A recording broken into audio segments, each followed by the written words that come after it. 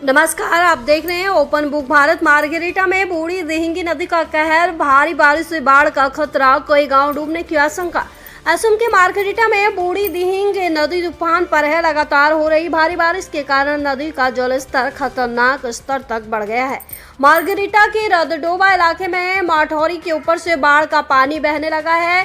बोरफाइकियाल रदडोबा जोड़ने वाले महत्वपूर्ण सड़क पूरी तरह पानी में डूब गई है, जिससे यातायात व्यवस्था ठप हो गई है। स्थानीय लोगों में दहशत का माहौल। किसी भी समय बोरफाकियाल रदडोबा समेत आसपास के कई गांव बाढ़ की चपेट में आ सकते हैं। हजारों लोग इस प्रलयकारी बाढ़ के खतरे से बेहद घबराए हुए। गांव प्रधान ने बाढ़ प्रभावित लोगों को तुरंत सुरक्षित जगहों पर बने राहत शिविर में जाने की अपील की है। बूढ़ी दिहिंग नदी ने इस समय काल रूप धारण कर लिया है। प्रशासन और स्थानीय प्रशासन अलर्ट मोड पर।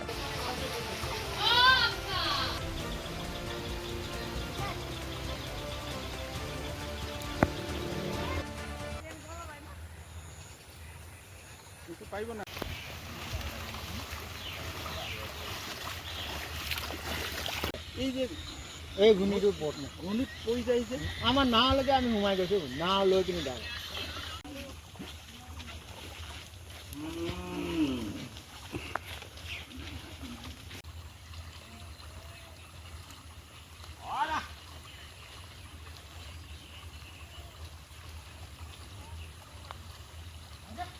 আমাৰ ইয়াততো গৰাখহনীয়াটো বন হ'ল জানো, কিন্তু বন হ'লতো হ'ল, কিন্তু এতিয়া বৰ্তমান আমাৰ এই নদীৰ সমস্যাটো হ'ল কি, এই মাথাউৰিখন যদি দিয়া হ'লে আমাৰ ৰাইজৰ সুবিধা হ'লে হয়।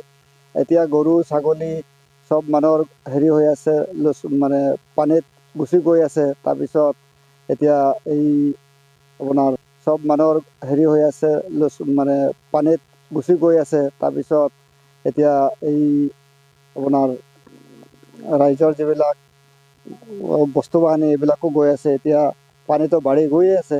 এতিয়া মেইন প্ৰব্লেমটো হ'ল কি, মাথাউৰিখন যদি সহায় হ'লে হয়, আমি নাৱত গৈ ক'ৰবাত নিৰাপত্তা ঠাইত গৈ উঠি যাব পাৰিলোঁ হয়।